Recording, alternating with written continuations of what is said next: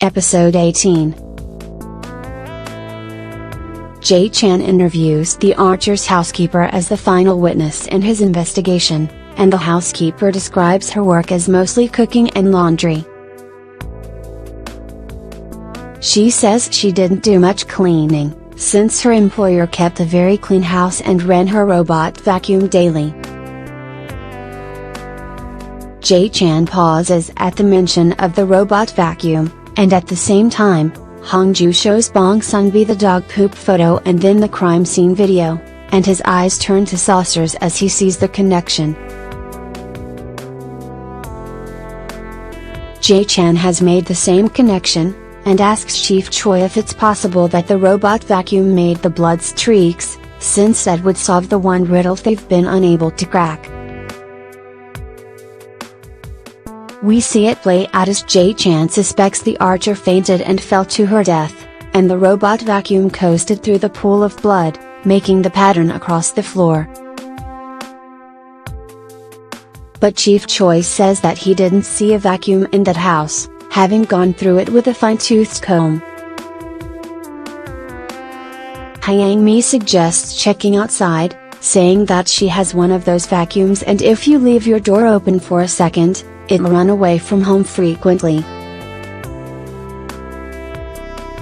So Jae-chan and Chief Choi go question the security guard at the Archer's apartment and learn that some kids picked up a red robot vacuum that matches the housekeeper's description, but they deflate when he says it was thrown away and should be at the city dump by now. It's nighttime when they arrive at the landfill, and Chief Choi scoffs that no one could find a vacuum cleaner in all this trash. Jae-chan says it ought to be easier than finding drugs in a flour factory, and even gets excited when Chief Choi says sarcastically that he'll call him Hyungnam if he finds it. They're knee-deep in broken appliances but nowhere closer to finding the vacuum, but then Jae-chan hears a familiar voice talking about a robot vacuum. He follows the voices and comes upon Hongju, Woo-tak, and his partner, all wearing pajama flower pants and covered in dirt.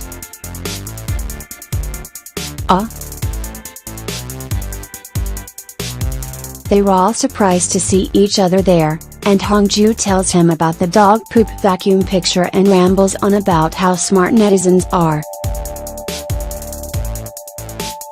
But Jae-chan isn't even listening, so moved that she's doing all this for him, and just grabs her in a hug in front of everybody. Woo-tak's smile falters at that, which his partner notices. Woo-tak's partner interrupts the touching moment to demand a hug for doing his part to help, and picks Jae-chan up like he's tiny. Jae-chan thanks Woo-tak with a handshake, and Woo-tak says he's the one who's grateful on Hak-young's behalf. A voice calls out to them saying they should all be grateful to him, and Bong Sunbi appears dramatically at the peak of a mountain of trash like his Indiana Jones, armed with 3 red robot vacuums. He makes Jae-chan promise to give them the exclusive story once they confirm the evidence, and Hongju proudly gives Bong Sunbi a thumbs up. Chief Choi does as promised and calls the cops and reporters Hyungnam and Noonam, not that they understand why. Jae-chan and his staff wait on pins and needles for the DNA results, and Chief Choi flips out when Jae-chan says they'll have to go back to the dump if those weren't the right vacuums. Chief Choi answers the phone a nanosecond after it rings, and then reports that one of the vacuums had the Archer's blood on it. They whoop and cheer, and Hyang-mi holds onto Jae-chan's hands a little longer than she should, making it awkward. Jae-chan tells Hongju the good news while she's at Woo-tak's station, and she rushes off to go write the story. Woo-tak follows her out to say that he thinks Hak-young is the one who stabs Jae-chan in her dream, because he saw him wearing a black bucket hat the other day. He hopes that the future already changed since they solved the case, but asks Hong-ju to interview Hak-young for her story just in case, hoping that it will counter some of the resentment he feels about being labeled a murderer. She sees his point and agrees to listen to everything Hak-young has to say, and he thanks her. Jae-chan is on his way to formally close the case when Hee-minute stops him for a chat, and advises him to prosecute anyway, despite the evidence. She knows that reporters won't deliver the full story because they'd have to admit that they were wrong, which they won't do. Sure enough, Hong-ju and Bong-sun-bi are appalled when their boss shuts down her in-depth story revealing the facts of the case, instead ordering them to just say that Hak-young isn't being prosecuted.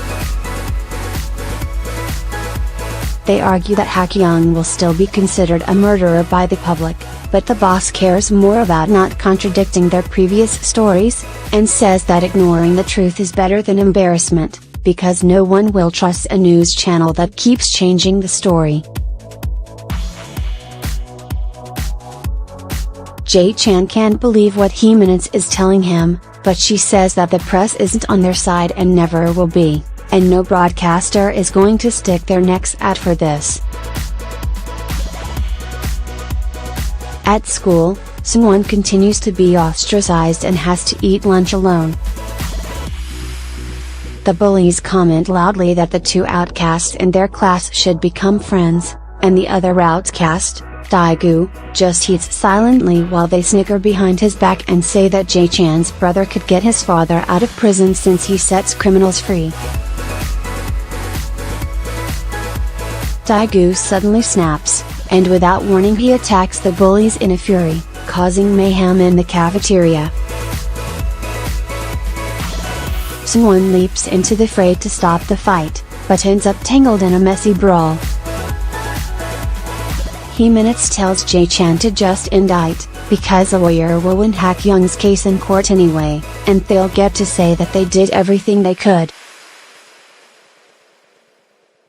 Jae-chan arrives outside the chief prosecutor's door feeling more confused and burdened than ever, and ends up sitting out in the hallway alone with his thoughts. He flashes back to the day of his father's funeral, when he'd been sitting at the hospital with Hong-ju after nearly drowning. Noticed her bruised lip and apologized for hitting her, and she smiled.